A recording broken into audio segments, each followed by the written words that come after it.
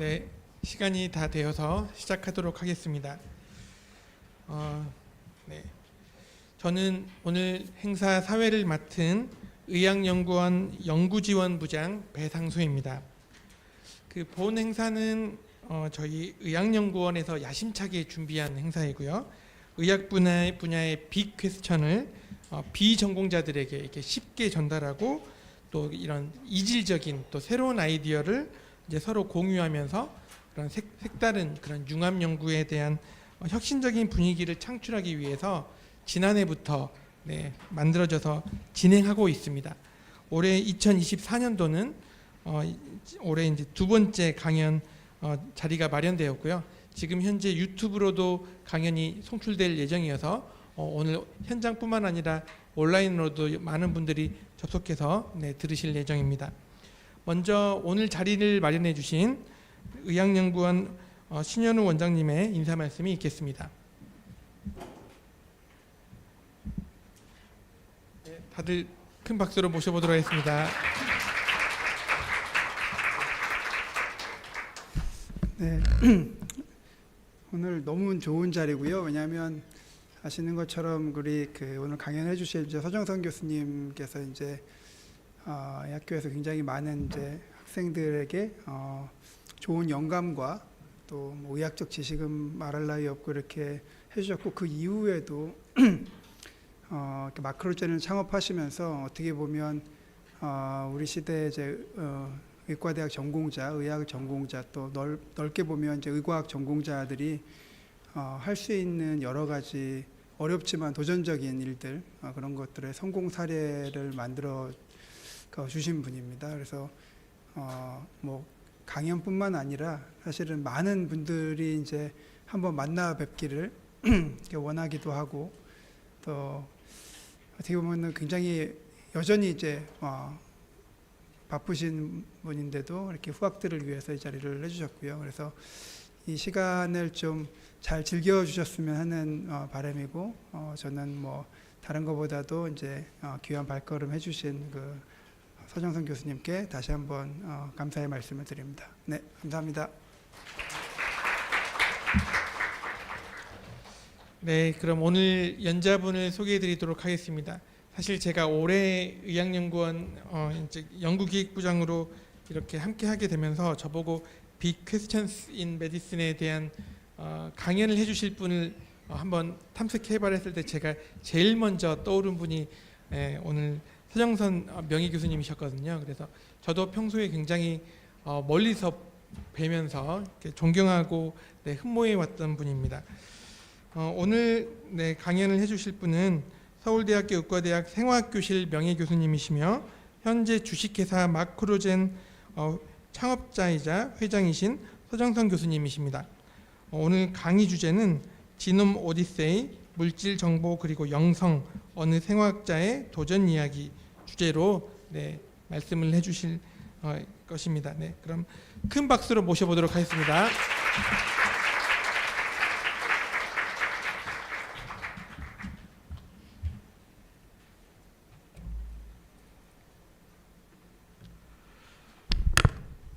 예, 우리 의학연구원의 신현우 원장님, 배상수 교수님, 이렇게 빅 퀘션스 인 메디슨에서 얘기할 수 있는 기회를 주셔서 감사하게 생각합니다.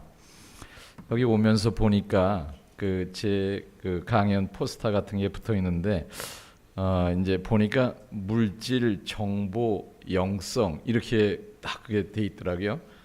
사실은 그거는 이제 그냥 부제고 이제 지놈 오디세이가 이제 겉으로 먼저 나올 거라고 생각을 했는데, 그러니까 마치 무슨 뭐라 그러나 이걸 영성에 대해서 제가 뭐 얘기하는 것처럼 됐는데, 하여튼 뭐 한 가지 중요한 거는 지금 현재 과학도 엄청나게 지금 변화하고 있다는 겁니다. 그렇기 때문에 현재 이제 과학의 주류가 뭐 예전에 이제 잠깐 말씀을 드리겠습니다만은 뭐 보통 과학왕국 300년 과학왕국이라 그러는데 그 300년 과학왕국의 생물학이 이제 거의 분자 생물학이 굉장히 그 주도를 하면서 많은 것들을 끌고 갔단 말이죠. 근데 이것이 어떤 데이터 사이언스로 이미 이제 바뀌어가고 있기 때문에 그거에 대해서 어떤 실험실을 끌고 가는 사람이나 여기서 또 공부하면서 미래를 갖다 이렇게 하는 사람들은 그 추세에 대해서 굉장히 잘 알 필요가 있는 거죠.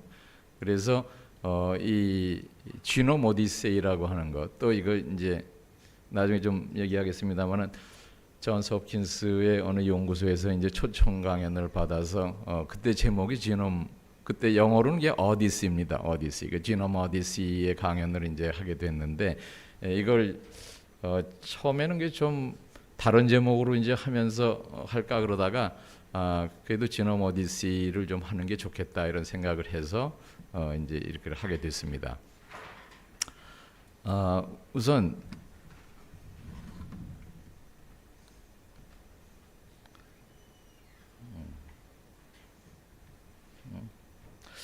그 생화학을 제가 이제 시작할 적에 레닌저의 프린시플 오브 바이오케미스트리라고 하는 책으로 이제 공부를 했는데 레닌저의 프린시플 오브 바이오케미스트리는 아주 명저입니다. 명저. 그 당시에 초판은 아주 두껍지도 않고 그러면서 굉장히 잘 쓴 책이에요. 레닌저라는 사람은 바이오 에너제틱스를 갖다 전공한 사람이고 결국은 뭐 그 업적은 미토콘드리아에서 옥시다티브 포스포릴레이션이 생기면서 ATP가 어떻게 만들어지는가 하는 걸 갖다가 이제 그 밝힌 사람이고, 그리고 그 책을 갖다 써가지고 지금은 그게 한 7판 8판 나왔나요? 뭐 하여튼 그 정도 나왔고, 이제 그렇게 하면서 생화학이라고 하는 것은 사실은 우리는 생화학 시작하면서 물질의 기능을 공부하는 것이죠. 세포의 문을 열고 세포 안에 들어가서 그 물질들을 갖다가 하는데 그 주된 부분은 대사를 밝히는 데 있습니다. 대사하고 그 다음에 단백질의 기능들에 대해서 이제 좀 하는데 스몰 몰리큘하고 같이 해서 이제 하는 것이죠.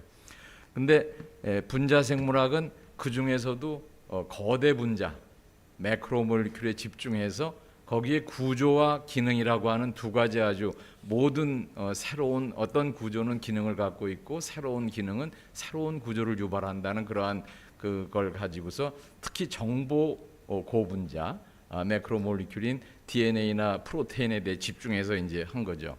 그래서 그러한 것들을 통해서 이제 가는데 그 또 75년쯤 돼가지고 스트라이어의 그 바이오케미스트리가 나왔어요. 근데 그 책은 굉장히 이제 어떤 면에서 분자 생물학에 대한 것들을 잘 집어넣어서 써서 제가 이제 강의할 적에 그 책을 많이 이제 참고를 했고, 또 어느 때인가 이제 요새도 그게 계속 있는지 모르겠는데 어떤 물질에 이제 포스포릴레이션이 되고 그 포스포릴레이션이 되면은 그 구조가 바뀐 채로 또 이제 뭐가 되다가 그 다음에 또 디포스포릴레이션이 되면서 다시 이게 원쪽 이제 원상으로 돌아가는 이러한 것들을 아주 기가 막히게 쓴 그러한 부분들이 있어요.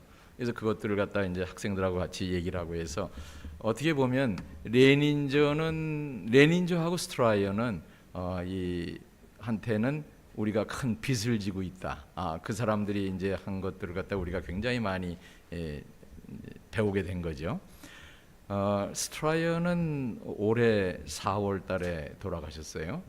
그리고 스트라이어는 내가 한번 일본에서 만난 적이 있어요. 그 학회에 초청을 받아서 갔는데 거기 스트라이어도 연자로 와서 같이 이제 뭐 얘기하고 그랬는데 스트라이어한테 아주 정말 네 책이 정말 많은 사람들한테 영감을 주고 좋은 책이다 이제 얘기했는데, 사실 스트라이어가 이 한 분야는 그렇게 좀 뭐 내가 하는 분야하고 관계가 많지 않아서 크게 더 말을 이어갈 건 없었지만 하여튼 그때도 아주 그 쾌활하게 여러 가지 그 인사이트를 많이 가지고서 얘기했던 기억이 납니다.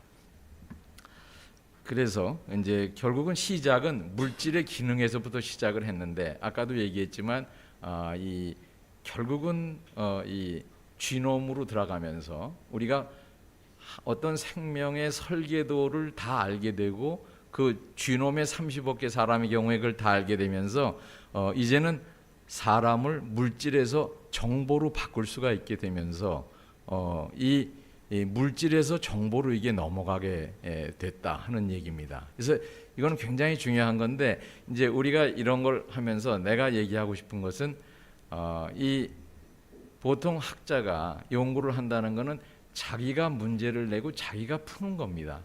그러니까 문제를 쉽게 내면은 쉽게 풀 수 있고 그런 문제를 많이 낼 수도 있어요. 뭐 1 플러스 1이 2다 뭐 이런 식으로 계속 많이 낼 수 있지만 아무도 그걸 중요하게 생각하지 않으니까 이제 그다음에 너무 어려운 문제를 내면 또 푸는데 너무 시간이 걸려 가지고 풀리지도 않고 적절하게 자기가 그 당시에 자기를 서포트할 수 있는 그 테크닉과 기술을 갖다가 가지고서 무엇을 할 것인가를 갖다가 이제 보면서 가야 되는 거죠.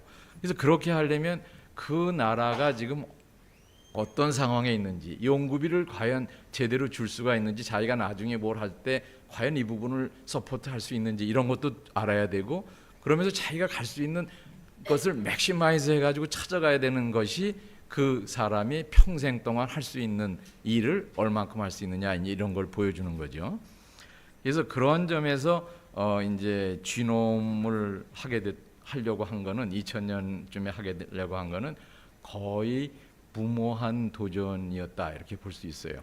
한국은 거의 쥐놈 프로젝트에 참여하지도 못했고 거기에 대한 무슨 서버라든가 뭐 이런 건 전혀 서포트가 되지도 않고 결국 비유를 쓴다면은 그 불란서의 뭐 신미 영화에서 한 사람 이제 배우 주연 배우 하나 가지고 계속 찍으면서 그 돈 별로 안 들어가는 아주 값싼 그런 영화를 만들던 감독이 갑자기 블록버스터 영화를 만들어야 되는데 뭐 엄청난 뭐 기술들을 다 써야 되고 이제 그런 상황이 되는 거죠. 근데 이제 그런 상황에서 결국은 그 백의종군 하면서 그냥 가느냐 이제 그런 문제들이 이제 어떻게 우리가 내 개인에서 그걸 소화했는가 이런 부분들을 좀 이제 얘기를 할 수 있으면 좋겠습니다. 그래서 그 17년에 11월 달에 이제 제가 가서 얘기한 건 이거는 그때 2009년에 그 AK1 코리안의 아시안 지놈을 갖다 하나 발표를 했고 그리고 2016년에 드노보로 그 어셈블 해가지고 AK1을 갖다 롱 리드를 가지고 한 그 업적을 가지고 이쪽에서 이제 그 인바이트를 해서 그래서 이제 시작을 하게 됐고 그때 그래서 생각을 하면서 이제 오디세이라는 말을 생각을 했습니다. 그래서 이 지놈에서 한 일들이 이제 어떤 식으로 이게 쭉 시작이 됐고 이제 해서 거의 지금 오늘날까지 해서 근데 재미있는 거는 이렇게 해가지고 굉장히 좋은 결과들을 많이 이제 얻게 됐어요. 그래서 이제 뭐 의대에서 2017년에 정년하고 분당 서울대병원에 이제 계속 있으면서 이 48년 76년에 의과대학을 졸업하고 대학원 시작해가지고 48년 동안 한 일이었고 그래서 결국은 아까 잠깐 얘기했지만 물질의 그 어떤 기능 이런 걸 하는 생화학 분자생물학적인 연구에서 그 다음에 데이터 사이언스로 개인의 지놈 정보로 이제 마무리하고 있는 걸 이제 보여주는 그런 것이 될 것 같습니다. 이제 한 가지 아까 참 얘기하다가 만 것 중에 앞으로는 이 시퀀싱, 홀 지놈이라든가 이런 시퀀싱의 가격이 엄청 싸져서 지금 뭐 100불 정도가 아니라 뭐 한 개인 하는데 10불 정도로 이제 싸지게 될 겁니다. 그렇게 되면서 이걸 여러분들이 꼭 기억을 할 필요가 있는데 거의 시퀀싱은 PCR 수준으로 할 수 있게 된다. 이걸 가지고 모든 걸 정보로 처리할 수 있는 것에 대해서 아주 상당히 신경을 많이 써야 된다는 거죠. 그리고 결국은 이제 우리가 무엇을 할까 이렇게 하다 보면 하고 싶은 것과 할 수 있는 것 그 사이에 이제 어떤 선택을 해야 되는 거죠. 그리고 중요한 건 그러니까 테크닉, 어떤 기술이라든가 이런 것을 굉장히 정확하게 자기 손에서 할 수 있어야 됩니다. 그러니까 경쟁이라는 것은 남이 하면 10번에 두세 번 성공하는 걸 자기 손에 들어가면 7번, 8번을 성공할 수 있어야 그 다음에 자기가 프리덤을 갖고 일을 할 수 있다는 거예요. 그것이 굉장히 중요하고, 그리고 이제 그 다음에 무엇을 할 것인가 하는 부분에 대해서 크게 보고 뭔가 현재 자기 상황에서 좀 더 이제 미래를 생각해서 어떻게 가야 될 것이냐 할 때 이제 과감한 도전을 해야 되는데, 그 도전이 성공할 수도 있고 아주 뭐 처참하게 실패할 수도 있고 이제 그런 거죠. 그래서 그런 것들을 통해서 이제 자기가 그래도 이 어떤 과학에 어떤 조그마한 그 기여를 했는가, 이런 부분들. 그리고 결국은 이제 이런 일들은 혼자서 할 수 있는 일이 아니기 때문에, 여기 김종일 교수가 계시지만은 이제 우리 그때 그 실험실 동료들이 같이 해서 한 일들이 이제 결국 어떻게 이제 될 것인가 하는 것도 이제 생각을 하고, 그래서 스티브 잡스가 얘기한 그런 결국 점잇기라고 하는, 점을 잇는 것, 어떤 사람이 자기가 하고 싶은 걸 갖다가 계속 하라는 거죠. 스티브 잡스 얘기는.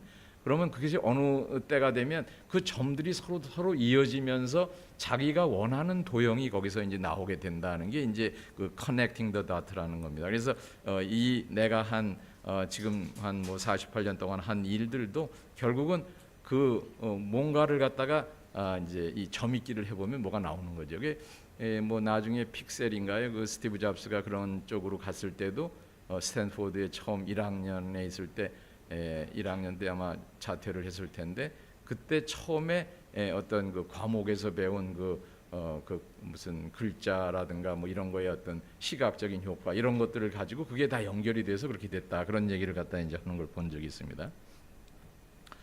결국은 이제 이 지놈 연구를 하면서 유전체의학연구소 일천 이긴영 교수님의 이름을 따서 일천 유전체의학연구소를 이제 창립을 하게 됐고, 내가 한 20년 해서 2017년에 이제 연구소를 김종일 교수한테 넘겨주게 된 거죠. 그리고 이게 1983년에 이제 의과대학 스텝으로 와서 84년에 그 분자 암 연구실을 이제 암 연구소에 만들게 되고, 거기서부터 시작을 해서 그 암 연구소에서 이 마우스를 통한, 그러니까 SRC를 갖다가 유전자 이식센터를 만들어서 92년에 이제 그걸 만들었다가 97년에 결국 그 분자의학 몰리큘러 메디신 연구소를 만들어서 그게 인간 유전체 연구소와 통합이 되면서 일천 유전체 의학 연구소로 이제 만들게 됐습니다. 결국 나의 이제 그 길에 있어서 세 분의 은사님이 계신데, 첫 번째는 이제 사실 내가 52년에 태어났는데 52년부터 내가 이제 배웠다는 얘기죠.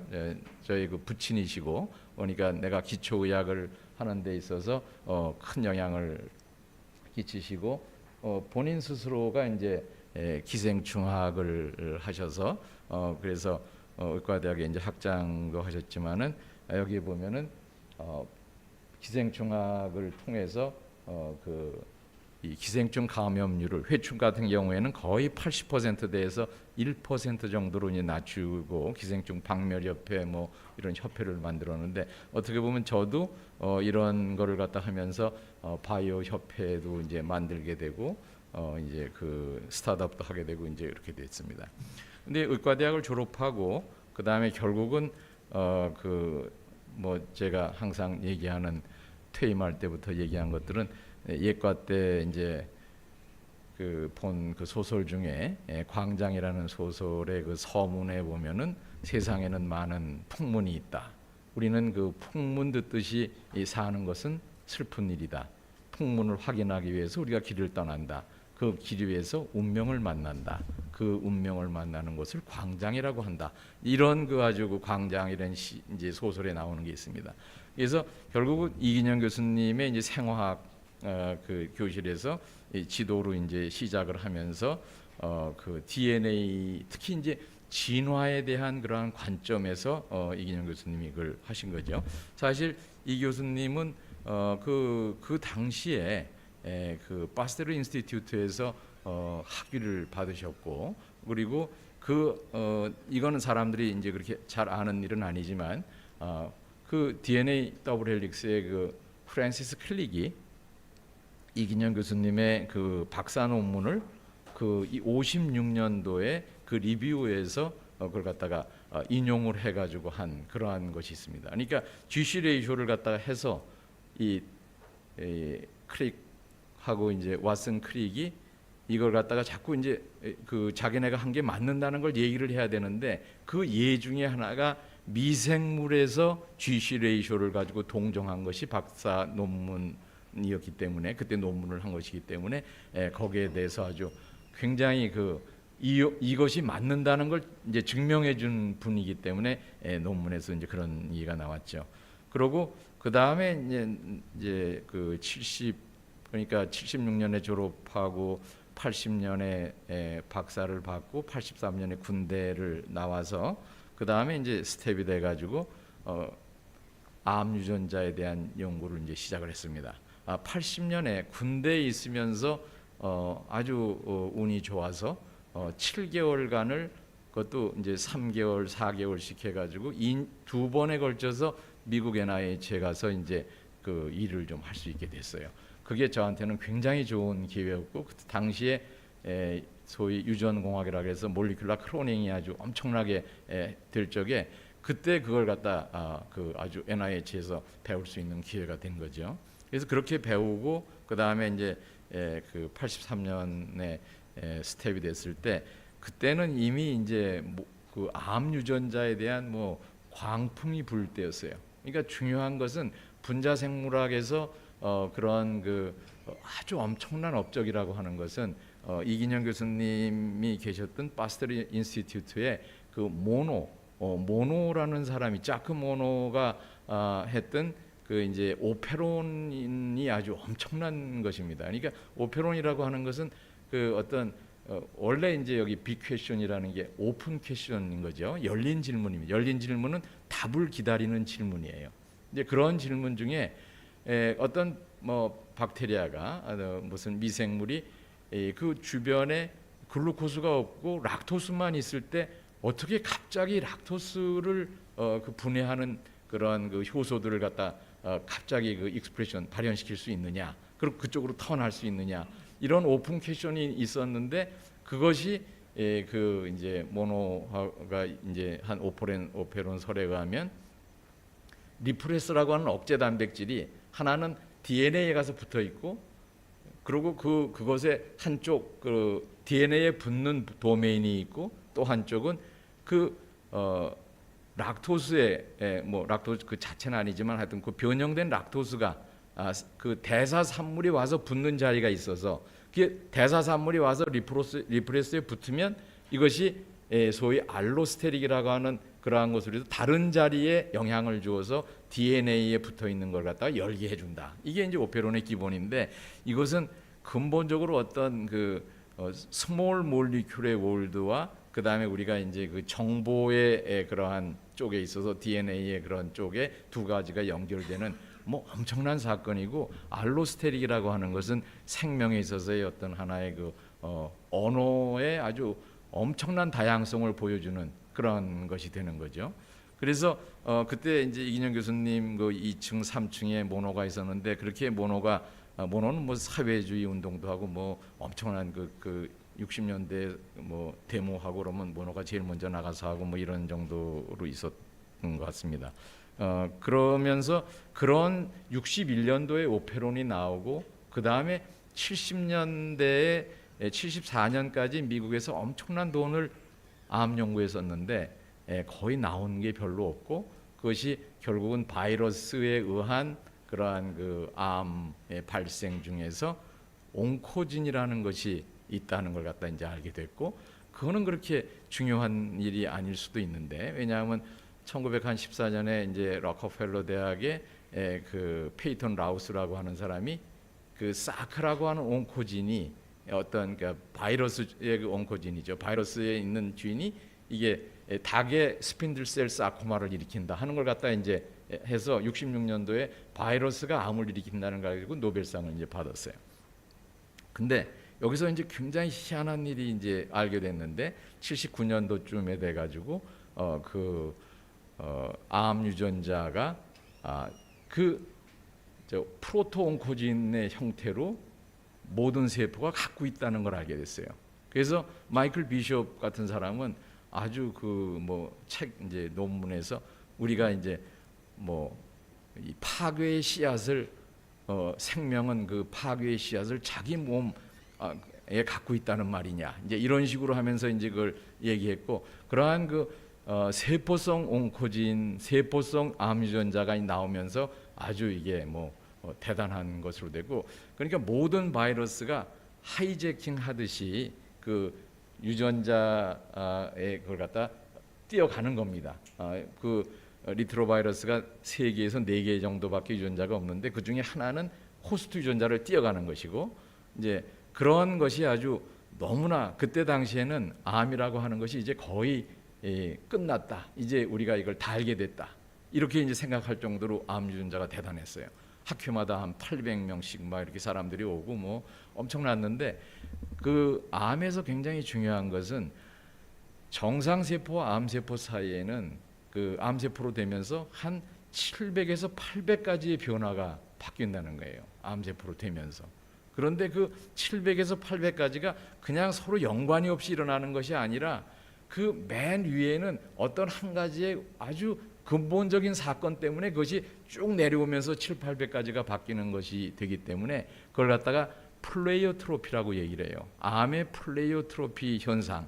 그러면 제일 위에 어떤 것이 이제 변화되면서 된다는 거죠. 그래서 시그널 트랜스덕션이라고 하는 분야가 이제 엄청나게 아주 발전을 하게 됐는데, 그 시그널 트랜스덕션이라는 건 세포 내에 있는 어떤 이제 유전자가 발현이 되면서 거기서부터 핵 내에서 나와서 발현이 되면서 이제 결국은 핵을 뚫고 나와 가지고 그다음에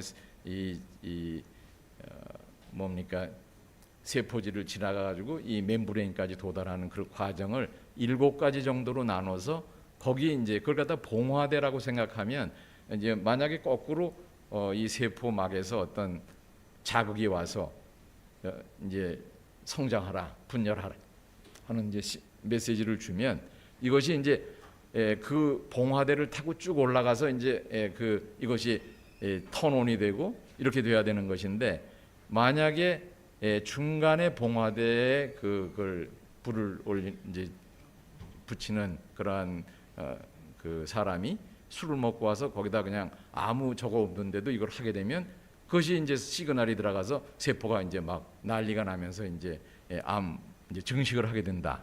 이게 이제 결국은 그 신호가 없는 새에서 오는 것이 결국은 이제 암이다 하는 식으로 이제 얘기를 하면서 암 유전자가 사크라고 하는 암 유전자가 이제 무슨 기능을 갖고 있는가 봤더니 이게 타이로진의 그 인산 타이로진 그 카이네이스다 하는 걸 알게 된 거죠.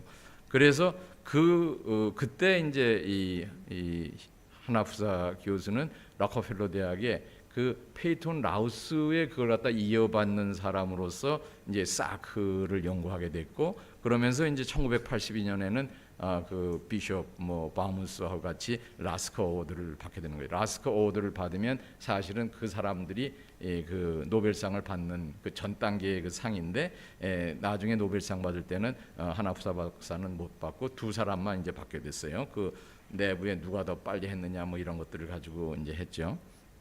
하여튼 그만큼 사크라는 유전자가 등장할 때는 락커펠러의 그 페이톤 라우스의 그 사크, 그리고 그걸 갖다가 또 이어받아서 계속 연구한 이제 이 하나프사의 실험실이 아주 중요한 위치를 갖고 있었습니다. 이제 나중에는 이제 제가 이 하나프사 실험실에 가게 됐고, 저는 일단은 대학을 졸업하면서 많은 사람들이 갖고 있는 그런 몰리큘러 온콜로지, 이 암을 해결할 수 있을 것이다 하는 이런 것 때문에 이제 이쪽 분야에 이제 들어가게 된 거죠. 그래서 이 라스커 오드를 받고 81년에 받고 이제 리서치 그 프로파일에 하나프사 교수가 에볼루셔너리 히치하이커 온코진 이런 이제 그 소개도 있었고, 그래서 한국은 이제 이 굉장히 뒤처진 상태였습니다. 이게 84년에 이 이쪽에 리뷰를 갖다가 제가 한 3번 정도를 갖다 써가지고 그 리뷰 가지고 이제 아주 좀 쉽게 써가지고 해서 한 거의 100회가 넘는 강연을 하게 됐어요. 여기저기서 오게 되고 뭐 강연 요청도 있고 뭐 해가지고 그렇게 하면서 나중에 이제 학회 갈 때마다 이제 이런 온코진 쪽은 쭉 나가면서 하는데 이게 한국은 하기가 굉장히 어려운 부분이 있었는데 뭐냐면 이 온코진을 갖다가 한 대부분의 사람들이 바이러스를 연구한 사람들이고 바이러스를 연구한다는 것은 한국에서 거의 그때 당시에 80년도에도 하기가 어려웠어요. 왜냐하면 세포 배양을 해야 되는데 세포 배양을 하기에는 전기 사정이 스테이블하지가 않아가지고 세포가 매일 그 뭐 조금만 지나면 잘 키웠다가 죽고 이제 뭐 이런 식이 돼가지고 바이러스 연구는 거의 할 수가 없는 상황이고 그런 상황에서 암 유전자를 연구한 사람은 전부 다 자기가 갖고 있는 그 리트로바이러스에서 무슨 암 유전자가 있는가를 해가지고 뭐 그냥 매일같이 암 유전자가 이제 쏟아져 나올 그런 상황이었는데 한국은 그때 하기가 어려웠죠.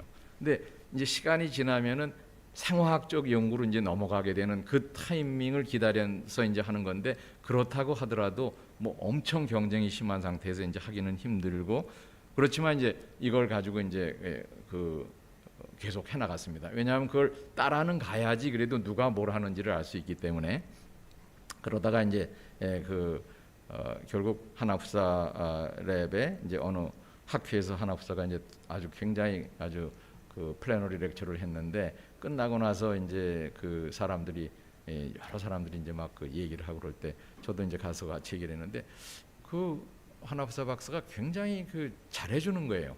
이제 얘기를 갖다가 계속 오래 하고 딴 사람이 와서 얘기해도 빨리 끝내고 또 다시 얘기하고 하더니 이제 거의 그 이제 시간이 끝나니까 그 언제 한국에 돌아가느냐 이제 그래서 언제 간다 그랬더니 가기 전에 그러면 뉴욕으로 해가지고 자기 실험실에 왔다가 자기를 한번 만나고 가라 이제 뭐 이렇게 얘기를 해서 그것이 이제 인연이 돼가지고 결국 그 이제 같이 이제 그쪽 실험실에 가게 됐습니다. 미국 NIH에 같이 연구비를 지원했는데 그게 돼가지고 이제 갈 수 있게 됐던 거죠. 그래서 결국은 90년에서 92년 사이에 이제 이 몰리큘러 온콜로지를 했는데 결국 뭐 약간의 성과가 없었던 건 아니지만 FPS, 패스푸스라고 하는 온코진은 하나후사가 발견한 온코진인데 그 안에 루신 지퍼라고 하는 것이 7개마다 아미노산이 루신으로 되어 있는 루신 지퍼라는 게 있는데 그 루신 지퍼가 있다는 거를 하나후사 박사나 그쪽 사람들이 몰랐던 거예요. 그래서 근데 그걸 갖다가 우연히 어디 딴 데 갔다가 루신 지퍼 공부하는 사람하고 얘기하다가 패스트푸드에 관심이 좀 있어서 그걸 조사를 이제 컴퓨터에 넣고 해보니까 거기 루신 지퍼가 있어서 그 다음에 이제 한업선을 만났을 때 당신이 발견한 그 패스트푸드에 루신 지퍼가 있다 그랬더니 웃으시면서 그 정도는 우리가 다 해봤다. 그래서 같이 앉아서 이제 그걸 찾아보더니 거기에 루신 지퍼가 있던 거예요. 그걸 가지고 이제 미국 NIH 그 연구비를 내고 이제 해서 이 실험실에 이제 가게 되는데 그 일은 하지 않고 탈인산화 쪽으로 이제 일을 하게 됐습니다. 이게 뭔가 이게 얘기를 갖다 하기 시작하면은 이게 전부 옆으로 빠지기 시작해서 이게 뭐 이제 빨리빨리 들어가야 되겠습니다. 이게 그래서 이제 하나후사 박사님은 이제 그 일본에서 그 천황이 주는 상을 받고 그러고 이제 일본 연구소에서 큰 연구소 저걸로 돌아오셨다가 2009년에 이제 돌아가셨는데 그때 이제 거기에 그 제자들이 모였던 때가 있어서 그때 가가지고 사진을 찍은 게 이제 이게 마지막이 됐습니다. 근데 이제 중요한 건 뭐냐면 아까도 얘기했지만 기술을 언제든지 우리가 테크놀로지에선 굉장히 자유로워야 된다는 엄청나게 그걸 잘할 수 있어야 되는 거죠. 그래서 이거는 이거 아주 우화 같은 건데 어른네가 뭐 동전을 잊어버렸는데 저녁 이제 껌껌할 때죠. 전보산 때가 있고 뭐 이런데 이제 뭐 잃어버렸을 때 애가 뭘 밝은 데서 이제 찾고 있는 거예요. 그래서 뭘 찾느냐? 그러니까 뭐 동전을 찾는다. 동전은 어디서 잊어버렸느냐? 저기서 잊어버렸는데 거긴 껌껌한 데란 말이죠. 그럼 거기서 찾아야 되니까 밝은 데서 찾아야지 껌껌한 데서 어떻게 찾느냐? 이게 약간의 우스운 소리 같지만 항상 우리는 기술이 확 그때가 기술이 확보가 된 상태에서 그것이 밝게 해준 상태에서만 뭐를 찾을 수 있다는 거예요. 그러니까 기술이 없으면 우리는 한 발자국도 들어갈 수가 없는 거예요. 중요한 건 항상 자기가 현재에 돌아가는 기술 중에 무엇을 쓸 수 있는가에 대해서 굉장히 신경을 많이 써야 되고, 경쟁력이라고 하는 것은 그러한 큰 기술을 갖다가 갖고 있느냐 없느냐 이제 하는 것에 달려 있다 하는 그러한 얘기가 되겠습니다. 이제 그러다가 물론 몰리큘러 온콜로지에서 암 유전자를 갖다가 이제 한국에서 하려면 기본적으로 할 수는 없고, 전부 임상 샘플에서 어떠한 암 유전자가 발현이 되느냐 안 되느냐만 가지고 이제 좀 2차적인 연구들을 이제 해나가고 있었는데, 그러다가 1986년에 국제생화학회를 이제 암스테르담에 있을 때 갔는데, 거기에 필 리더라고 하는 분이 그 온코마우스, 특히 C미기라고 하는 온코진에 이제 전부 다 이제 온코진에 뭐 다 그냥 뭐 미쳐 있을 때이기 때문에, 이러한 그 트랜스지닉 마이스도 이 온코진이 무슨 기능을 하는가 이걸 갖다 이제 사람들이 알고 싶을 때, 이 필리더라고 하는 분이 이제 그 C믹이라고 하는 유전자의 앞에다가 브레스트에서 발현될 수 있는 그 프로모터를 넣어가지고 집어넣어서 봤더니, 이제 그러면서 그 강연이 한 800명 정도 들어가는 큰 강연장이었는데, 난 여태까지도 그런 건 못 봤어요. 난 일찍 가가지고 좀 앞에 앉아서 그걸 보고 있는데, 사람들이 들어오기 시작하는데 거의 800명이 다 차고, 뭐 복도도 다 차고 옆에 줄도 다 차고, 바깥에서 못 들어온 사람들이 그냥 다 서 있는 채로 이제 강연이 시작됐는데, 그 강연이 한 30-40분 하는데 슬라이드는 한 뭐 20장도 안 되게 하면서, 그때 버킷 림포마의 그 버킷이 이제 아프리카에서 흑인들을 갖다 어른네 머리에다 손을 딱 대는데, 키가 뭐 장신인데 버킷이 그 버킷 림포마의 원인이 C믹이라는 이제 그거를 갖다가 이제 보여주는 겁니다. 그래서 그걸 얘기하면서, 그 다음에 이제 자기가 브레스트에다 이제 이걸 집어넣어 가지고 마우스에다가 이렇게 해가지고서 하면서 the answer is 하면서 next 해가지고 탁 나오는데, 쥐가 브레스트 캔서가 이제 탁 돼서 보여주는 거죠. 그때 그걸 보고서 이건 정말 대단한 기술이다. 어떤 생명 연구에 이게 한 장이 넘어가는 기술이다 해가지고, 이분의 이런 강연을 듣고서 이제 마우스 쪽으로 이제 이걸 해야 되겠다. 뭔가 확실하게 내가 갖고 있는 기술이 없으면 이 경쟁을 이길 수가 없다는 생각으로 이제 시작을 한 겁니다. 이 필 리더라고 하는 분은 뭐 아주 대단한 분인데, 제가 그 NIH에 81년, 82년 군대에 있을 때 간 다음에도 계속 해마다 이제 NIH에 가서 뭘 하고 있었는데, 그때 필 리더가 NIH에 있었어요. 근데 그 마셜 니렌버그라고 하는 분이 제네틱 코드를 갖다가 발견할 때 누가 포스닥으로 이걸 갖다가 엄청나게 잘했냐 하면 필 리더가 그걸 갖다 성공을 시킨 겁니다. 그래서 우리는 지금도 이제 필과 니렌버그의 실험이라고 이렇게 얘기할 정도로 이제 이게 왼편에 있는 사진이 그때 이제 그것이고, 그런데 이분이 결국은 C믹 가지고 이제 이 마우스 모델 만들고 온코 마우스라고 하는 그 살아있는 생쥐의 이제 그 특허를 갖다가, 그래서 그게 하버드 마우스라고 이제 이렇게 이름을 붙여가지고 한 것이고, 사실 그러고 나서 그 다음에 다시 이제 보통은 한 10년에 한 번씩 그 실험실이 그 자기의 그 주제가 바뀌게 됩니다. 일반적인 큰 실험실들은 10년에 한 번씩 바뀌는데, 이 필 리더도 이제 그 마샬과 같이 해가지고 제네틱 코드를 하다가 그 다음에 다시 이제 그 C믹으로 들어갔는데, NIH 있을 때 83년 4년마다 항상 필 리더가 움직인다. 어디로 가느냐? 하버드로 간다.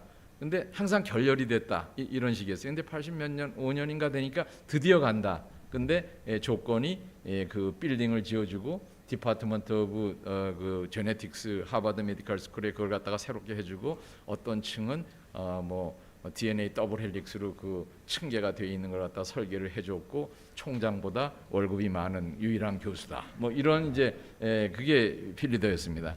그리고 이제 또 시간이 지나면서 뭘 발견했냐면 면역 유전자의 그 리컴비네이션을 갖다가 이제 발견을 했는데 이거는 이제 스스모 토네가와하고 이제 바젤 인스티튜트하고 이제 경쟁이 됐죠. 근데 결국은 토네가와 혼자 받게 됐어요. 이제 이 노벨상 위원회에서 이제 좀 시간적으로 좀 차이가 있다 해가지고 경합에서 밀리게 된 거죠. 그래서 저는 이제 이 필 리더를 굉장히 이제 또 얘기하면 얘기할 게 많은데 하여튼 이래 가지고 우리는 나는 결국 이걸 하게 됐고 95년대는 우리도 그 마우스 살아있는 쥐로서 그 스트레스 쥐를 갖다가 이제 미국에서 특허를 제출한 게 아니라 특허를 획득을 한 겁니다. 그래서 중화일보에도 이제 95년도에 나고 이제 이런 일인데 저한테는 이러한 트랜스유닉 사이언스를 하게 한 그러한 그 아주 중요한 분이죠. 사실 이분이 그 저보다 그렇게 18살 정도가 많은지 몰랐어요. 한 뭐 10살이나 12살 이 정도 많은 거를 알고 그렇게 뭐 돌아가실 줄 몰랐는데 사실 이거 뭐 만들면서 보니까 2020년에 이제 돌아가셨더라고요. 그래서 상당히 좀 충격을 좀 받긴 했죠. 그만큼 저한테는 굉장히 중요하신 분이었습니다. 그래가지고 이제 87년부터 이거 세팅을 이제 해서 마우스를 이제 그 에그에다가 이런 그 DNA를 집어넣거나 이런 걸 해야 되는데 이게 한마디로 정말 하기가 어려운 일입니다. 이 우선 뭐 그 마이크로 인젝션 자이스 현미경을 사는 것서부터 6천만 원 정도의 돈을 가지고 사는 것서부터 뭐 마이크로 그 피펫을 만드는 것까지 뭐 전부 다 그게 쉽지 않아 가지고 이 필리더 방에 이제 편지를 보내 가지고 내 그 당신 방에서 좀 그 배웠으면 좋겠다. 한 3개월만 배웠으면 좋겠다. 그랬더니 답장이 왔는데 3년을 배우겠다는 사람이 36명이 어플라이를 했다고 그러더라고요. 그래서 이제 거기는 못 가고 이제 그 다음에 루디 애니시라고 그 MIT에 있는 그 이제 바로 옆에 또 쌍벽을 이루는 사람이 있어서 그쪽에는 이제 화이트헤드 인스티튜트에 제가 뭐 겨울이면 항상 가기 때문에 거길 좀 이제 가서 배웠으면 했는데 루디한테는 얘기도 끊하지 말라 그러더라고요. 그 사람은 뭐 아주 너버스해서 근처에 오는 것도 못 오게 한다. 그래가지고 뭐 이제 있었더니 중국인 포스닥에 아주 선량한 친구가 하나 있었어요. 그래서 내가 야 이런 거 좀 배우고 싶은데 이거 참 힘들다 그랬더니 그 친구가 이렇게 눈치를 좀 보더니 10시에 와라. 밤 10시에는 루디가 없다.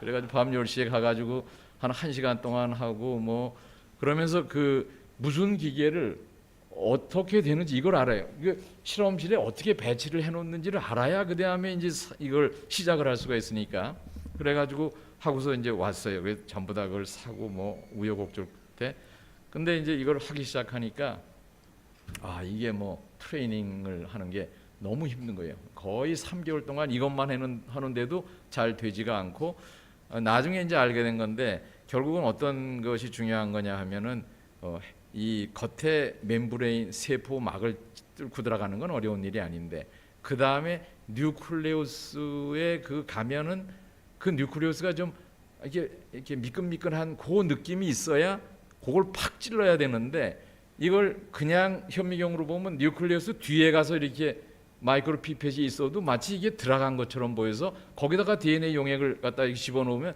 아무리 해도 트랜스유닉 마이스가 안 만들어지는 거예요.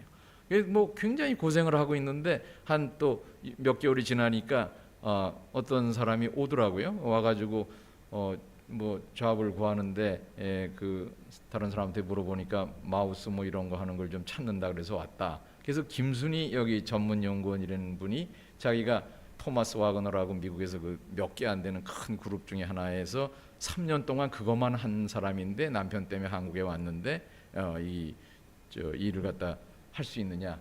그래서 여기 그 이제 김순희 선생이 이제 들어오면서부터 이건 뭐 아주 그냥 일사천리로 그냥 진행이 되게 됐습니다.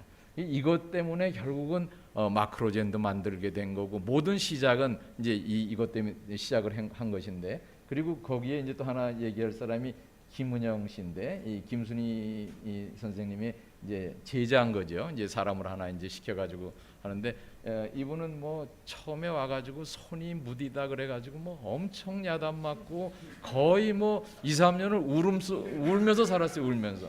그래서 10년 정도 하고 나니까 어느 정도 하고 그 다음에 이제 연구소에서 20년 정도 하고 마크론에 와서 한 10년 한 다음에 이제 최근에 이제 한 몇 년 전에 미국을 가겠다. 근데 영어를 하나도 못해요. 그래서 근데 이제 간다 그래서 미국에다 했는데 뭐 록커펠러의 그 퍼실리티가 좋은 게 있는데 그 디렉터가 이제 한번 저걸 하겠다 그러더니 오라 그러더니 뭐 나중에 보니까 거기 4명의 그 찌르는 사람들이 있는데 한 사람당 그 많이 찔러야 50개씩 찌를 수 있다는 게 하루에. 근데 이 사람은 몇 개를 찌를 수 있냐면 혼자서 하루에 400개를 찌를 수 있어요.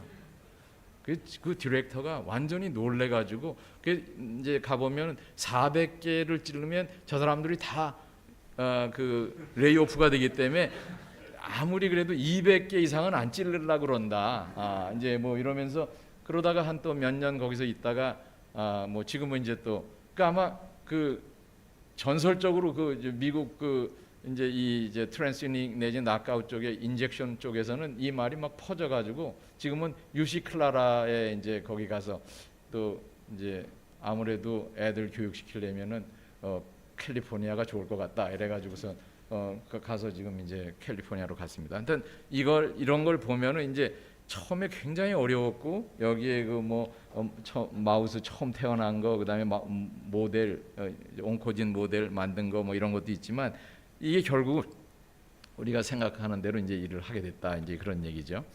그래가지고 이제 성과가 이제 나오기 시작했습니다. 근데 이거는 뭐냐면 보통 스트레스를 이제 막 주면 뭐 여러 가지 결과가 나오는데 이걸 갖다가 만약에 스트레스가 없이 그 스트레스 유전자만 세포 내에 집어넣어 가지고 그게 발현되게 하면 밖엔 스트레스 없더라도 이것이 무슨 일을 일으키는가를 갖다가 볼 수 있지 않겠는가 하는 생각을 이제 하게 된 거죠. 스트레스는 밖에서 스트레스가 생기면 안에 히슈악 프로테인이라고 하는 그런 열중력 단백질이 이제 올라가는데 이제 그렇게 해가지고 실험을 했더니 이게 암이 발생이 되는 거예요.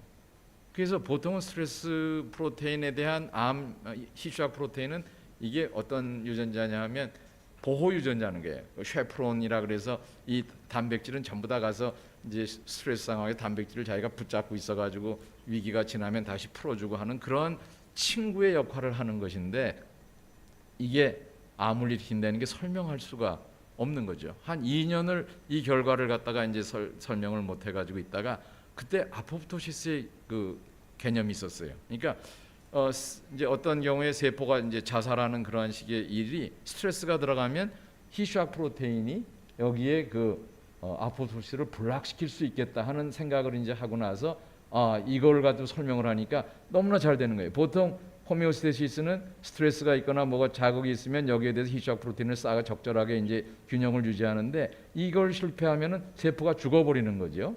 그래서 죽는 경우에 뭐 니로디제너러티브라든가 이런 여러 가지가 있는데 만약에 이것이 너무나 이걸 갖다가 많이 쌓게 되면은 이것이 아포토시스가 안 되면서 블락이 된다. 이래서 캔서나 오토이뮨 디지가 된다. 이런 이제 모델을 만든 거죠. 그래서 이걸 갖다 뭐 호주학회나 이런데 이제 발표하는데 이게 한국에서 발표할 때는 어떤 식으로 얘기하냐면 그 쓰레기차 피하면 똥차에 치여 죽는다 이렇게 얘기를 합니다. 그러니까 암이라고 하는 것 이제 처음에는 세포가 죽지 않는 것까지는 하는데 그 다음에 나중에 시간이 지나면 암에 걸린다는 걸 이제 그렇게 얘기를 이제 했던 거죠. 그랬더니 이제 그래서 우리는 이제 이걸 갖다 네이처에 이제 보냈습니다. 그랬더니 이제 네이처에서 1994년에 이제 연락이 왔는데 굉장히 흥미는 있지만 기전이 뭔지를 설명하지 않으면 자기네가 이제 받을 수가 없다. 그래서 이제 리젝트가 첫 번째 리젝트를 받은 거죠. 그러고서 그런 다음에 우리가 이 히슈악 프로테인이 결국은 여기에 그 아포프토시스의 소위 말해서 이걸 갖다 억제한다는 걸 갖다가 정확한 위치하고 이걸 갖다 해서 이제 이걸 JBC에서 발표를 했습니다. 근데 이 논문이 좀 재미있는 게 현재까지 641회에 그걸 갖다 이제 보여주고 있는데 2000년에 발표를 했는데 지금 뭐 한 2010년에 뭐 50번 뭐 이렇게 되고 한 지금까지도 계속해서 뭐 10번 이 정도까지 계속되는 거예요. 그러니까 24년 뭐 이렇게 지났는데도 계속되는 걸 보면 사람들이 이쪽에 논문을 쓸 적에는 아포프토시스하고 쓸 적에는 이 논문을 갖다가 무조건 이제 인트로덕션에 처음에 쓰고 시작한다는 걸 갖다가 이제 알 수가 있죠. 그래서 이 아주 저한테는 귀중한 논문이 됐고 그리고선 이제 그 다음에 낙아웃을 갖다 이제 우리가 이제 히슈학을 낙아웃을 하면 어떤 일이 벌어질까?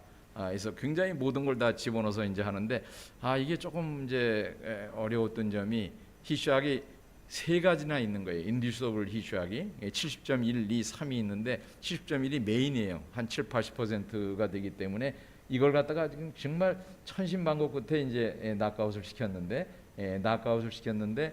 거기에 따른 그러한 증상들 같은 것들이 뭔가 확실한 문제는 일으키는데 이것이 계속적으로 이제 좀 저건 안 되는 거죠. 그러니까 그래서 결국 오스모틱 프레셔에서는 확실하게 그 70.1이 아주 스페시픽하기 때문에 그것만 가지고서 이제 이 올리버 스미시스가 그때 그 노스캐롤라이나 대학에 있었는데 이분이 낙아웃의 그 창시자예요. 그리고 이제 그래서 노벨상을 2007년에 그 낙아웃으로 이제 좀 늦게 받았지만 그 당시에 저희 실험실에도 몇 번 오고 이제 그래가지고 저희 그 포스닥이 진동일 교수라고 하는 사람이 그 김영석 교수라고 올리버 스미시스 밑에 있는 쪽에 가서 이제 좀 배우고 해서 실제로 이거 낙아웃을 갖다 한 건 아니지만 그쪽에서 이제 근데 김영석 교수가 어떻게 뭐 이제 얘기를 해가지고 같이 좀 퍼블리시했으면 좋겠다 그래가지고 올리버 스미시스한테서 편지를 받았어요.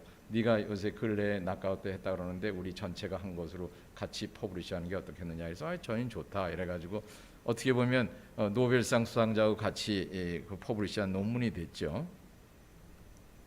이제 이런 것이 또 연결이 된 거는 이제 이게 일은 그러니까 2000년 전에 이제 트랜스제닉 마이스 뭐 이렇게 이제 되고 있었는데 고노 교수라고 하는 분이 그 동경농대에 동경대학교 농대가 아니라 동경농대가 따로 있는데 거기에 그 핵치환의 아주 전문가예요. 그러니까 핵치환만 뭐 전 세계적으로 굉장히 잘하는 분인데 이분이 이제 어떻게 그 자기 밑에 있던 그 박사 받은 학생이 저한테 그 포스닥을 하고 있었기 때문에 이제 저희 실험실에 왔다가 같이 소위 그 처녀 생식으로 그러니까 난자만 가지고 정자 없이 난자 두 개를 가지고서 이 fatherless mice, 파테노제네틱 마이스 만드는 걸 갖다 한번 같이 하자. 이래가지고 이제 그 시작을 했습니다. 그래가지고 결국은 뭐 너무 긴 스토리를 짧게 얘기하면 이쪽 실험실은 DNA에 대한 그 지식이 전혀 없어서 이놈 새끼는 태어났는데 그 네이처에서 한 4-5장을 갖다 질문을 보냈어요. 이게 여태까지 하고 다르다는 걸 갖다가 어떻게 증명할 거냐 하는 걸 그 단계마다 해가지고 이분이 이제 저한테 왔습니다. 그래서 저희가 칩을 만들어 가지고 이걸 갖다가 이제 증명을 했어요.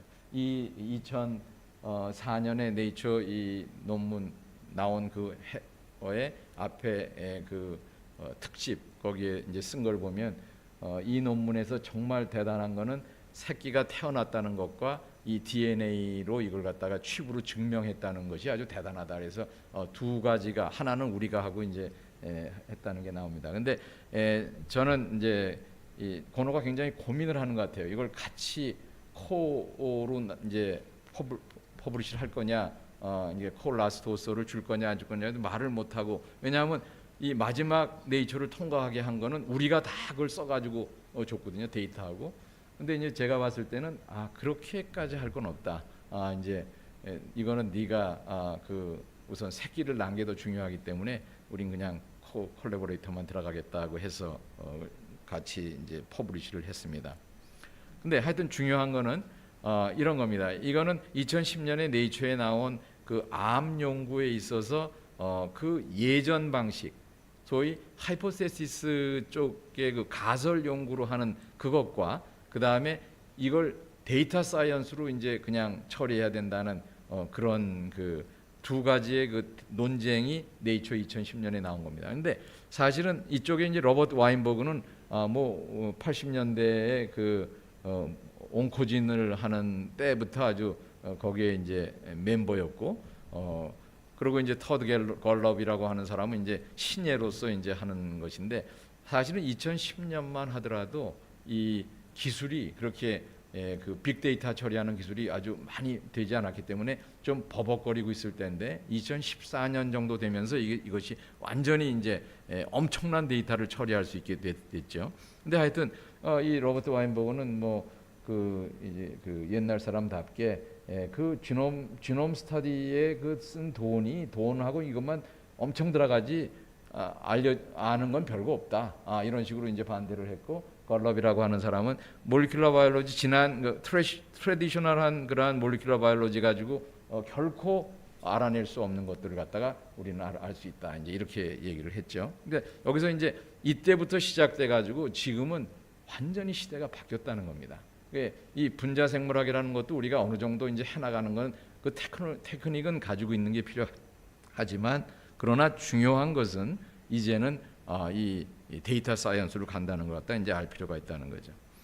그래서 그러고 이제 1999년에 이제 크레이그 벤터를 갖다가 만나게 됐고, 그때 이미 97년에 이제 마크로젠을 만들고, 이때 셀레라가 뭐 엄청나게 주가가 치솟고 이제 이럴 때였습니다. 그러니까 조선일보가 2000년이 되기 전에 한 18명인가 하는 사람을 선정을 해가지고 그걸 하는 밀레니엄 위원회를 만들었는데, 그때 제가 밀레니엄 위원회 위원이었어요. 근데 저한테 두 사람을 추천을 하라 그래서 크레이그 벤터하고 데이빗 볼티모어를 추천을 했는데, 이제 그 사람들을 가서 인터뷰를 좀 해달라 그래서 한 3시간 동안 하면서 굉장히 그 중요한 얘기들, 뭐 여러 가지 얘기들을 많이 들었습니다. 그래서 그것이 결국 나중에 마크로젠이 상장되는데 굉장히 도움을 줬어요. 뭐 다른 도움을 준 게 아니라 위원들이 전부 다 그 머뭇머뭇하고 있는데 나중에 나보고 한마디를 하라 그래서 그 셀레라가 지금 아주 미국에서 그냥 1200만 불 이 매출밖에 없는데 몇 조의 그 가치를 마켓캡을 갖고 있다. 근데 그 셀레라가 만약에 한국의 코스닥 위원회에 신청을 하면 코스닥 위원회가 통과될 수 있을 것이냐? 난 그걸 알고 싶다. 그러고 내가 이제 나왔는데, 이 사람들이 그 말을 듣고 아마 좀 찔렸던 것 같아요. 그래가지고 마크로젠을 그냥 그 상장한 허가를 내주게 된 거죠. 근데 이제 결국은 이 얘기는 이런 겁니다. 여기 이제 이 펑셔널 지노믹스로 이 마우스가 이제 이 아빠 없는 생쥐가 이제 만들어졌지만, 이제 97년에는 마크로젠을 만들었고, 중요한 것은 이때부터 이제 본격적으로 2000년이 되면서 이제 그 지놈 프로젝트가 이제 휴먼 지놈 프로젝트 나오고 6월달에, 그러니까 이제는 이쪽으로 들어가야 되가 또 생각을 해가지고 이 미생물 자이모모나스, 그리고 이제 여기서 제일 중요한 게 이겁니다. 이 백클론이라고 하는 그 10만 개의 백클론을 갖다가 우리가 만들게 됐는데, 그 백클론이 앞으로 모든 그 이제 지놈 오디세이의 결과로 7편의 네이처 논문, 그 중에 3편은 우리가 라스토스로 한 그 네이처 메인이 있고, 그 다음에 그 11편의 네이처 자매지에 18편의 논문을 내게 되는데, 그 대부분이 우리가 갖고 있는 이 백이라고 하는 이거의 경쟁력 때문에 이제 생긴 것이다. 그러니까 이 거의 뭐가 어떻게 될지도 모르고 경쟁력도 없고 이런 상황 같은데, 나름대로 해서 백클론을 갖다가 만들고 나서 이제 이것이 어떤 경쟁력을 갖게 됐다. 이제 이런 얘기입니다.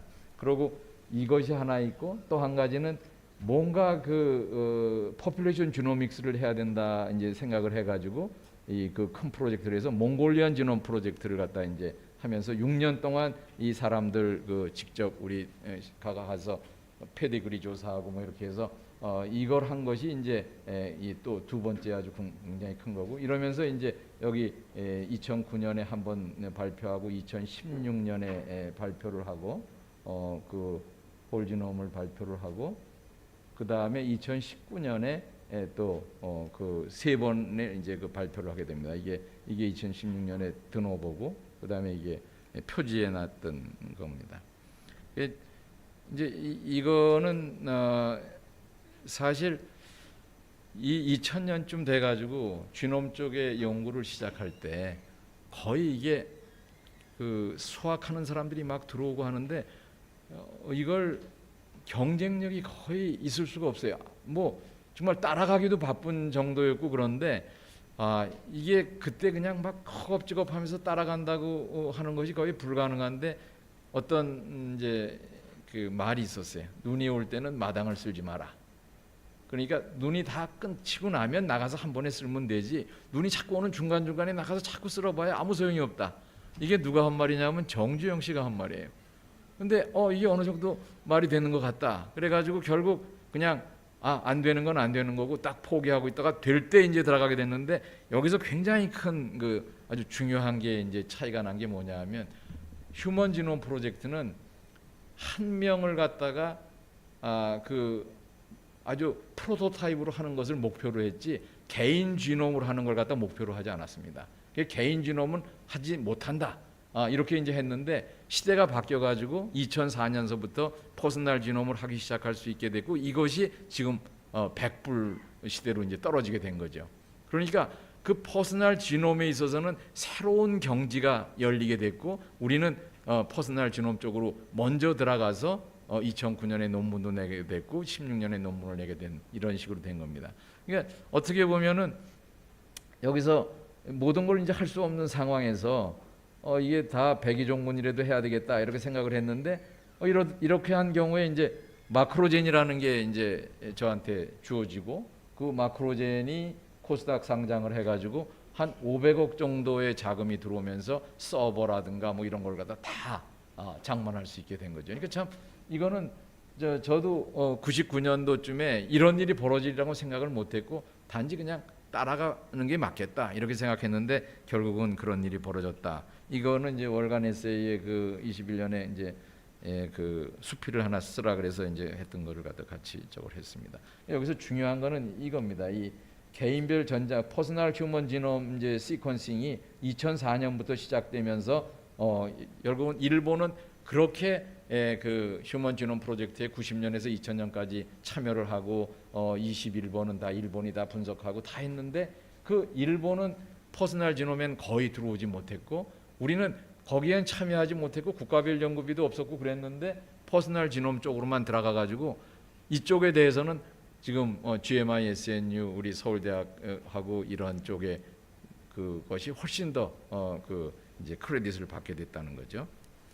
여기 이제 몇 가지만 이제 간단하게 얘기하고 끝내도록 하겠습니다. 이거는 이 자이모모나스라고 하는 거는 그 알코올을 생산을 하면 배지의 16%까지 알코올이 있어도 죽지 않고 버팁니다. 근데 이스트는 대개 12%가 되면은 그걸 갖다 방어하다가 결국 이스트가 이제 죽게 되는 거죠. 그래서 여러분이 먹는 그 포도주가 대개 12% 정도밖에 안 되는 이유가 12%가 넘으면 다 그게 죽기 때문에 그런 거예요. 근데 자이모모나스는 16%까지 그걸 갖다 갈 수 있으니까 우리가 볼 적에는 이 16%를 하려면 엄청난 희수학 프로테인의 그 네트워크가 있어야 됩니다.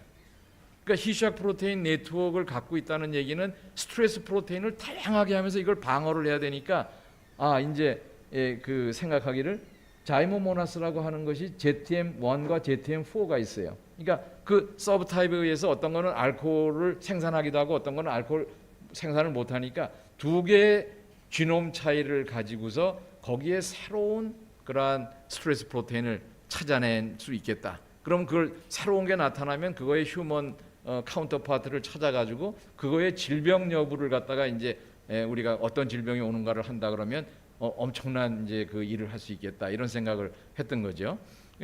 알코올 발효라는 거는 기본적으로 생물학에서 아주 프리미티브한 겁니다. 그러니까 글루코즈가 있을 때 가운데를 뚝 부러뜨리면 3개씩 양쪽이 되고 그러니까 꽈배기를 딱 부러뜨린 다음에 하나의 카본을 갖다 딱 떼어내면 ATP가 하나가 들어오는 거예요. 그러니까 아주 심플하게 에너지를 만들어낼 때 알코올 발효가 이제 아주 프리미티브하게 만들어진 거고, 그런 데서 생기는 여러 가지 전략들을 갖다가 이제 해보자 해서 이걸 처음으로 이제 200만 개짜리를 갖다 먼저 함으로써 그 다음에 한 30억 개를 하기 전에 이제 그 연습 게임을 한 거죠. 근데 이것도 36번째까지는 하기만 하면 네이처에 실렸어요. 근데 우리가 딱 해가지고 네이처에 보냈더니 이제는 뭐 다른 결과가 있지 않으면 네이처에 실어주지 못한다. 그래가지고 37번째에서 할 수 없이 5년이 지나서 네이처 바이오텍에다가 이 여러 가지 다른 걸 붙여가지고 이제 내게 됐죠. 그러고 나서 이제 백클론을 갖다가 했는데 이때 왜 백클론을 했는지 정확하지 않아요. 내 자신도 휴먼 지놈을 해야 되는데 우리는 그걸 할 돈이 없고 그 당시에도 이제 돈이 너무 많이 들어서, 근데 만약에 이걸 갖다가 10만 개씩 잘라가지고 그 하나하나를 그 벡터에 넣어가지고, 그리고 그 10만 개의 양쪽 500개씩을 갖다가 우리가 시퀀싱을 갖다가 해놓고 나면 이 백클론이 전체 30억 개에 어디에 속하는 건지를 알 수 있게 되니까 이걸 쭉 연결을 하면은 적어도 어디에 그 백클론들을 갖다가 이제 10만 개짜리를 갖다가 이제 다 배정을 할 수 있다. 그거라도 해놔야 되겠다고 해서 시작을 한 겁니다.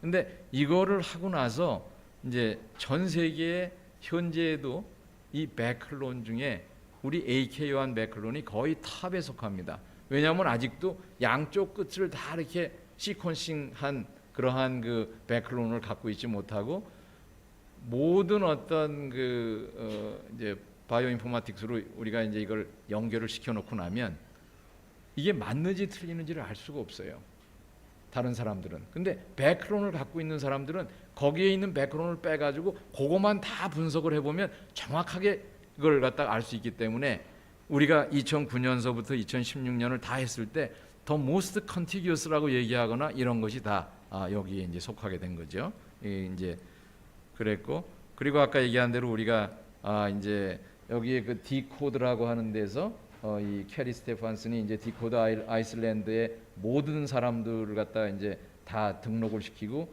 2,000명을 홀지놈 시퀀싱을 해가지고 이제 엄청난 프로젝트를 1999년에 이제 시작을 한다고 발표했을 때, 우리도 뭔가 아시아에서 이런 일을 해야 되겠다고 해가지고 이 북방계에 가장 그 고립 부족이 있는 이 몽골에 아주 몽골 사람들도 여긴 못 간다 그러는 이제 차퉁이라고 하는 데를 가가지고 차퉁하고 할카, 이건 몽골의 메인 부족이고, 오르혼톨, 그다음에 부리아트의 이 세 부족을 해서 젠디스칸 프로젝트라는 걸 만들었습니다. 그래서 이것이 왜 젠디스칸으로 했냐면 이게 징기스칸이 아니다, 이렇게 아무리 얘기해도 몽골 사람은 이걸 징기스칸이라고 들어요. 그래서 이 사람들이 징기스칸의 그 DNA를 연구하러 왔다, 뭐 이런 식으로 해가지고 굉장히 협조를 잘해줘요. 그래서 이렇게 했고, 이거는 사실 2001년서부터 과학재단에 계속 연구비 신청을 했는데 번번이 떨어졌어요. 그리고 그 이유가 뭐냐하면, 아니 여기에 돈을 몇십억씩 줄 것 같으면 한국에 있는 어떤 사람들한테 연구를 시키지 왜 몽골 사람을 하느냐, 이렇게 얘기를 해서 그런 게 아니고 이제 아이솔레이티드 트라이브가 굉장히 중요하다 얘기를 했는데, 나중에 이제 뭐 안 된다 그러더니 그 중에 한 연구위원이 NIH에 가가지고 이제 같이 뭐 얘기를 하다가 무슨 사석에서 우리 연구 프로젝트 중에 뭐 어떤 사람들이 자꾸 몽골에 가서 이 연구를 하자 그러는데 이런 걸 줘야 되느냐 그랬더니 그 NIH 사람이, 그 사람이 누구냐, 우리가 주겠다, 그렇게 중요한 프로젝트를 한다면 우리가 주겠다 그러니까 그때 이제 깜짝 놀라가지고 2003년에 와가지고 프로젝트를 주겠다 그래가지고 이 돈을 갖다 한 그래도 몇십억을 받았어요. 매년 하고, 이 사람이 움직이려면 팀으로 해야 되니까 굉장히 많은 돈이 필요한데, 그래서 한 6년 동안 갖고, 여기 그래서 여기 보면 여기가 김종일 교수가 여기 있고, 뭐 하여튼 여기 해마다 가고, 결국 중요한 거는 700명이 한 패밀리라는 거예요. 700명이 이런 것을 어디 갖고 있지를 못하기 때문에. 근데 우리는 아직도 이제 지금 홀지놈을 지금 이제 경비 때문에 못하다가 요새 이제 이게 기가당 1불로 떨어졌기 때문에 이제 이게 시작을 하고 있어요. 이거는 이제 처음 이제 학생들하고 갔을 때 학생들은 몽골 간다니까 좋다 그러고 울란바토르 공항에 내려가지고 그러고서 그 4시쯤부터 그냥 밤새도록 달려가지고 새벽 5시에 그 몽골 평원에 이제 해 뜨는 걸 그러니까 거의 아주 죽다 살아난 것처럼 근데 해 뜨는 거 보고 이제 겨우 그 광경입니다 이게. 그리고 이제 우리가 처음에 2009년에 논문을 이제 발표를 하고 그때도 이미 3개가 발표가 됐어요. 백인, 흑인, 그다음에 중국인이 아시아인을 대표해서 발표를 했는데 우리는 이걸 갖다가 아시아 인종은 북방계와 남방계가 나뉜다. 그리고 이걸 갖다 주장한 스탠포드의 문화인류학자인 카발리스 포르자의 인류는 4대 인종이라고 하는 걸 갖다가 가지고서 이걸 설득을 해가지고 우리가 이제 이 한국인을 갖다가 노던 에이시안의 그 전형으로 이걸 마이토콘드리아로 해보면은 이제 이쪽으로 왔다는 걸 알고 있기 때문에 그렇게 했는데 나중에 그 마일스톤 페이퍼를 하면서 2009년에 그러니까 2009년에 우리가 발표한 이 논문을 갖다 여기에 집어넣어줬어요. 우리도 이거 나중에 보니까 여기 갑자기 태극기가 있더라고요. 그러니까 여기에 중국, 아프리카 뭐 이런 건 그 대륙을 표시하면 되는데 한국은 아마 한반도를 표시하면 사람들이 누군지 어떤 나라인지 알 수가 없으니까 그냥 그냥 태극기 그냥 국기를 갖다 집어넣은 것이고요. 이제 아시안 커피 넘버를 해서 박한수 박사하고 하버드랑 같이 해서 냈었고 그 다음에 이제 또 그런 이제 처음 시작을 몰리큘러 온콜로지로 이제 했으니까 그때 알던 그런 것들이 결국은 이 데이터 사이언스 리서치로 들어왔다 하더라도 여기서도 또 렛 퓨전의 이걸 이제 온코진을 찾아낼 수 있게 된 겁니다. 그래서 이건 굉장히 이제 중요한 페이퍼로서 그 렁 캔서의 한 1~2%를 차지하지만 이걸 갖다 약으로 개발해서 이제 하는 거에 아주 굉장히 한 2년 전에 약이 나왔어요. 그랬고 그 다음에 이제 이 똑같은 걸 가지고 스템셀 연구를 갖다 하는데 나지 박사 팀하고 같이 해가지고 여기에 그 네이처 논문이 4편이 이제 출판이 됐습니다. 그리고 제일 중요하게 생각하는 거는 저희가 이 2016년에 드노보 페이퍼고 이걸 갖다 2015년에 AGBT 미팅에서 벤터하고 이제 같이 이제 발표를 하게 됐죠. 디애나 처치하고 여기서 굉장히 중요한 사람이 있는데 쥔 마이어스라고 하는 그 바이오 인포메티션입니다. 이 사람이 그 당시에 이제는 더 이상 휴먼 지놈의 그 더 상세한 걸 할 수가 없다. 숏 리드 가지고 일루미나 거 가지고는 더 이상 할 수가 없다. 근데 이제 팩바이오의 롱 리드는 아직 언스테이블해서 이것도 쓸 수 없어서 자기는 이제 안 한다. 이제 이랬었는데 이 사람의 그 이제 협력자인 첸이라고 하는 사람하고 팩바이오하고 우리가 같이 해가지고 이걸 처음으로 이제 하게 된 겁니다. 그래서 여기 이제 보면은 우리 실험한 것이 이제 어떻다 이제 얘기가 나오는데 하여튼 여기서 중요한 게 더 모스트 컨티규어스한 그러한 페이퍼라는 거죠. 그래서 아주 이게 지금도 이 페이퍼 옆에 붙어 있습니다. 이 우리 페이퍼를 설명하는 게 이거는 이제 그때 AGBT에서 이제 그 강연한 내용 잠깐 한 건데 이건 넘어가도록 하겠습니다. 그래서 이 쥔 마이어스를 이제 이 프로그램을 가지고 결국은 우리가 이제 이걸 하게 된 거죠. 그래서 결국 이 2009년에 우리가 하이색 숏 리드 가지고 했고 2016년에 롱 리드를 가지고 이제 했고 거기에 백클론이라고 하는 아주 생어 시퀀싱까지 해가지고 이걸 모든 걸 다 총 저걸 해서 보통 한 60x로 했고 이건 70x 보통 30x 정도 하는 건데 이렇게 해가지고 마지막에 아시안 레퍼런스 지놈을 갖다 이제 우리가 이걸 하게 됩니다. 그래서 이런 아시안 레퍼런스 지놈 롱리드로 해가지고 이제 발표를 하게 됐고 그러고선 이제 2019년에 우리가 몽골과 한국 이걸 가지고서 이렇게 해서 이걸 아시아 사람들의 그 지노마 아시아 10만 명 프로젝트의 일부로서 해서 이 겉표지에 이제 나오게 됐죠. 그래서 이건 한 여러 개의 그룹이 대여섯 개의 그룹이 이제 각각의 그걸 갖다 데이터를 내서 이제 같이 하게 된 겁니다.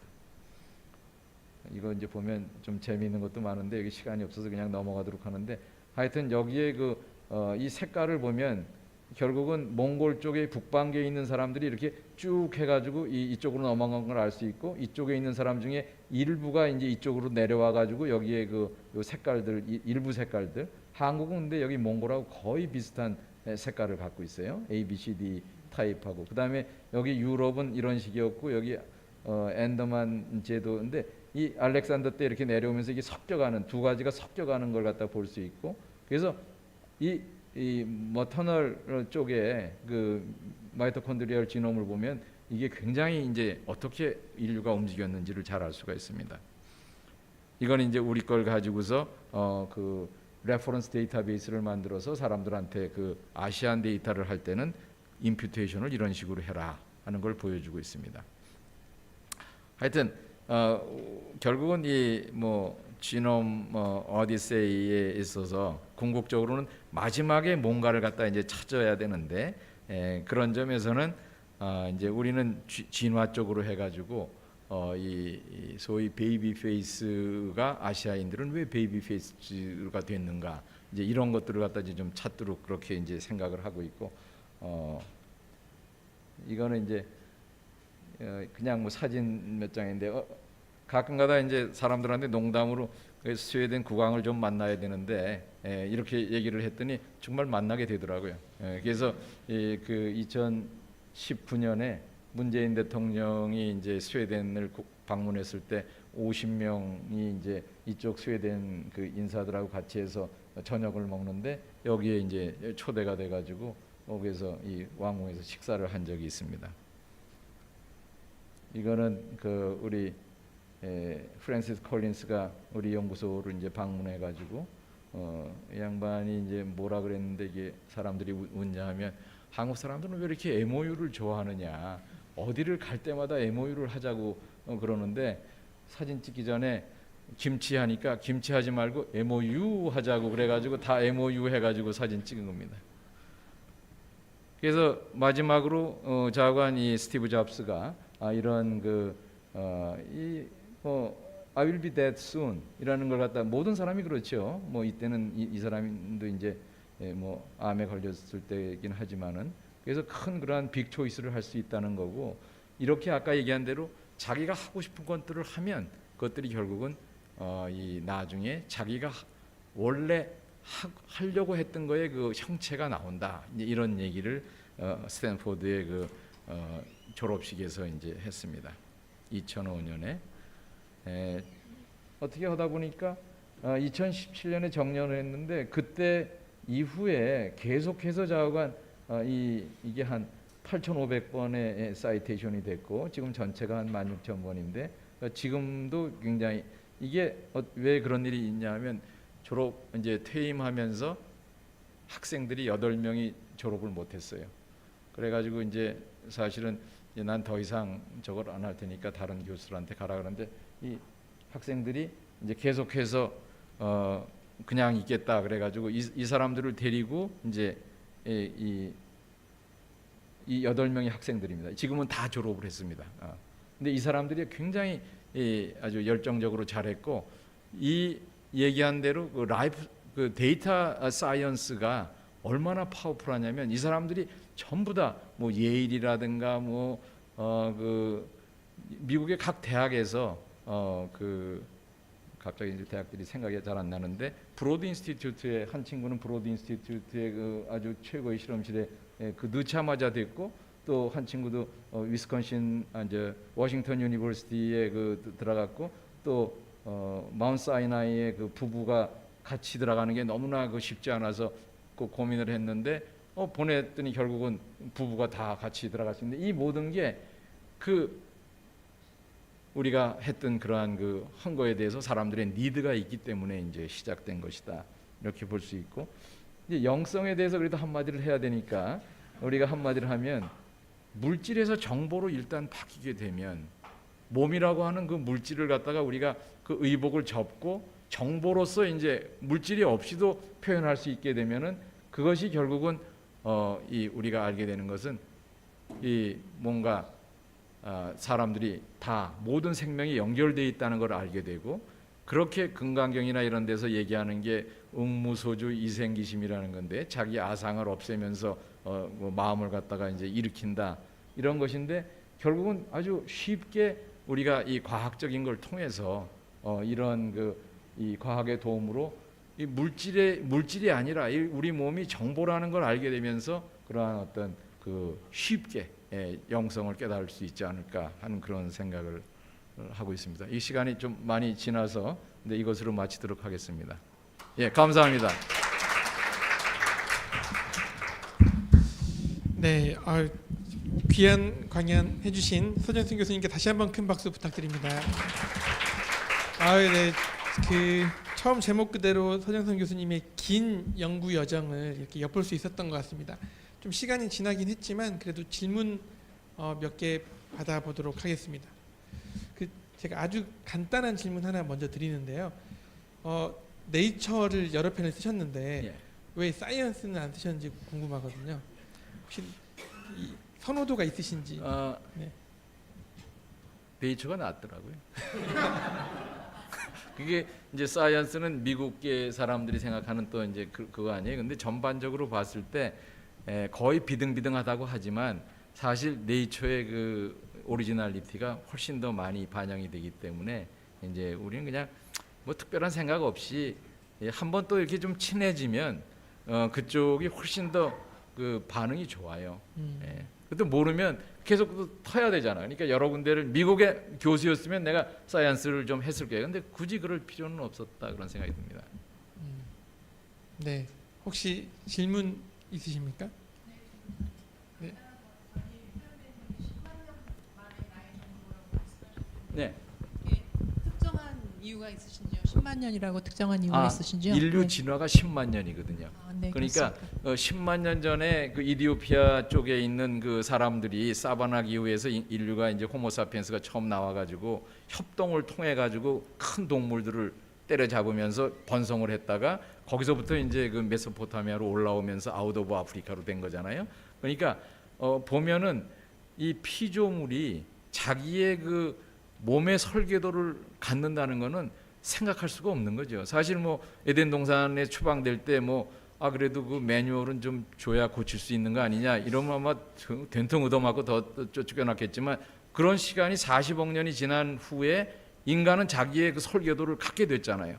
근데 그것이 많은 사람들이 수행을 통해서 얻는 그러한 결과보다 자기 자신의 모든 정보를 갖다가 우리가 알고 있고, 이것에 대한 변이의 그걸 갖다가 만약에 빅데이터로서 질병 데이터하고 라이프 로그 데이터까지 세 개를 가지고서 우리가 지놈만 보면은 예측할 수 있다 그러면 그걸 가지고서 해나가는 것이, 그것이 사람이 아주 쉽게 영성이라고 하는 것도, 영성이라는 건 자기보다 좀 더 높은 곳에 기대려고 하는 그런 것들인데, 이걸 통해서 우리는 쉽게 그걸 할 수 있다 그런 생각을 해본 거죠. 그냥 물질에서 정보로 거기서 그질까 하다가 그냥 컵머치고 하나 더 넣었는데, 여기 대학에서 그걸 갖다가 물질, 정보, 영성 해가지고 부흥의 집사처럼 얘기를 해야 되나 약간 좀 어떻게 해야 되나 좀 고민을 좀 했습니다. 네. 잠깐만 마이크.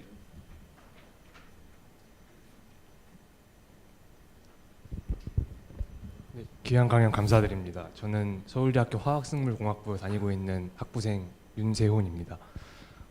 교수님께서 학부 시절 때 이제 레닌저 생화학 그렇게 배우시면서 생화학자의 꿈을 키우신다고 하셨는데, 저도 이제 학부에서 레닌저 생화학을 이렇게 공부를 하는 입장에서 저도 생화학에 관심이 많고 이쪽 분야에서 진로를 거의 희망하고 있는 사람인데, 교수님께서 공부하셨을 당시에는 그래도 테크닉적으로나 이런 것이 한국이 많이 부족했던 상태이고, 그런 상황에서 생화학자로 진로를 개척하시는 게 많이 두려움도 있으시고 좀 막막한 부분도 많으셨을 것 같은데, 그럼에도 이 생화학 분야로 계속 연구를 하시겠다고 결심하신 계기나 이런 원동력 같은 게 어떤 것이 있었는지가 궁금합니다. 좀 그게 답변이 길어질 수가 있어 짧게 그냥 얘기를 하면 큰 질문인데, 글쎄 이제 어떻게 보면 진화라고 하는 것이 거의 모든 것을 다 설명할 수 있는 거예요, 우리가 볼 때. 근데 진화에 어떻게 접근할 수 있나 이런 건 항상 좀 생각을 했고 임상을 하는 거하고 이제 이쪽으로 하는 거하고 많이 이제 좀 생각을 해보다가 결국은 나중에 어떻게 될지는 잘 모르겠지만 일단 그 언저리에서 그래도 공부라도 좀 해보자 이런 생각으로 시작을 했고 그런 가운데 계속해서 어떤 기회가 왔을 때 도전하고 그 상당히 무모한 도전이라는 게 트랜스유닉 마우스 테크놀로지 한 거서부터 아무 저거 없이 지놈에 들어간 거 그다음에 뭐 서베이라고는 해보지도 않은 사람이 그러한 그 지놈 프로젝트 몽골 그런 데 가가지고 그 고생한 거 뭐 이런 것들을 갖다 이렇게 생각해 보면은 거꾸로 그냥 하고 싶으면 그냥 하면 아까 그 김순희 전문연구원께서 저희한테 온 것처럼 그런 문제들도 그냥 온다는 거예요. 그러니까 어떻게 보면 그러니까 하고 싶은 생각이 더 중요하고 물론 이제 가다가 정 안 되겠다 싶으면은 우회해서 가는 전략도 좀 필요하겠지만 근본적으로 자기가 하고 싶다는 생각 그게 제일 중요하지 않을까. 그만큼 사람이 갖고 있는 어떤 그 집념 그런 힘 영적인 힘 이게 엄청 크다는 겁니다. 모든 걸 다 자기 쪽으로 끌어들일 수도 있다 이렇게 생각합니다. 네, 혹시 또 질문 있으신가요? 저희가 오랜 시간 동안 더 질의응답하면서 얘기를 하고 싶지만 시간이 너무 늦어진 관계로 네, 이상 마치도록 하겠습니다. 네, 다시 한번 큰 박수 부탁드립니다. 네, 감사합니다.